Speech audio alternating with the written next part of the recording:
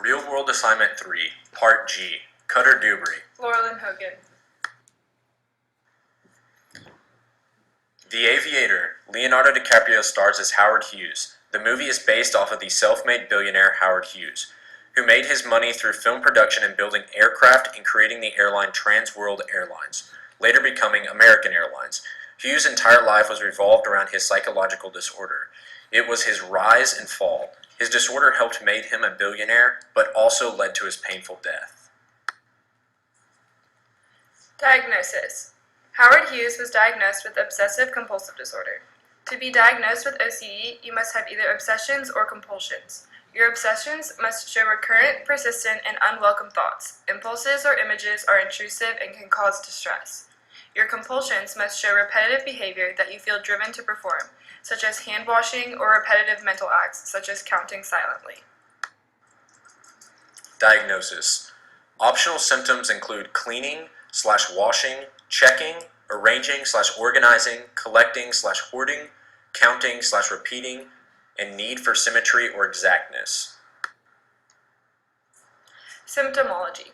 Symptoms that Hughes displayed were obsessions with germs and cleanliness, persistent disturbing thoughts and images of the world with repetitive actions in an attempt to ward off anxiety. An example of Hughes' obsession in the movie is in a scene Mr. Hughes goes to the bathroom after shaking a man's hand and washes his hand to the point that they were bleeding. An example of his anxiety was he locked himself in a screening room for 4 months watching movies. He only ate chocolate bars, chicken, and drank only milk. He used the empty bottles to urinate in. Symptomology. More examples of Hughes' OCD include he repeats words and phrases compulsively and develops complicated and elaborate routines that must be followed exactly. He was quite driven and a perfectionist, often going overtime and over budget to complete a film or design an airplane to his exacting specifications. Hughes even had symptoms that were very rare, such as acting against his OCD-related safety obsessions. He took risks with his physical safety, such as challenging world air flight records and choosing to pilot planes that had never been tested before.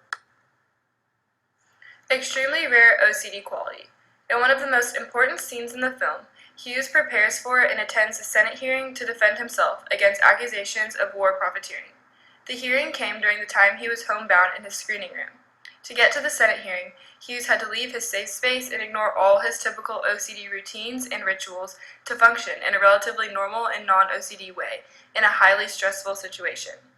This real-life event is portrayed accurately in the film, but such rapid positive change in functioning is very rare. No matter what the level of motivation, in most cases, a rapid, substantial remission in severe OCD symptoms is highly unusual in the absence of treatment. Treatment. Modern treatment would include medication, including Zoloft, Prozac, and anafranil. These medications are antidepressants that help control the obsessions and compulsions of OCD. Psychotherapy, such as exposure and response prevention, or ERP, or cognitive behavior therapy. Combining these two treatments and also adding yoga or Tai Chi to help with the stress could have really helped Hughes and may have helped him live longer. Conclusion. As a result of his OCD, Hughes performed dangerous activities that included numerous aircraft crashes. Hughes spent much of his later life in pain, eventually becoming physically dependent on codeine. Hughes had his hair cut and nails trimmed only once a year due to the pain caused by the RSD/CRPS, a complex regional pain syndrome which was caused by the plane crashes.